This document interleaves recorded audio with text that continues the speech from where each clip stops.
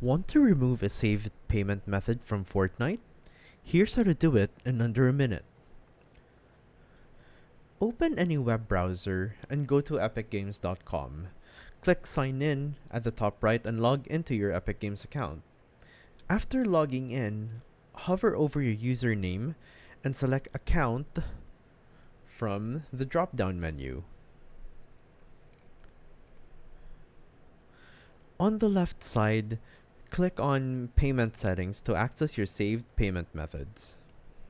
Scroll down and find the payment method that you want to remove, like a credit card or PayPal, and click on the three dots and press Delete.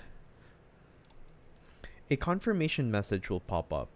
Just click Delete to confirm deletion. And that's it. Your payment method has been successfully removed. You can always add a new payment method later from the same payment section if needed. Thanks for watching and follow for more Fortnite tips.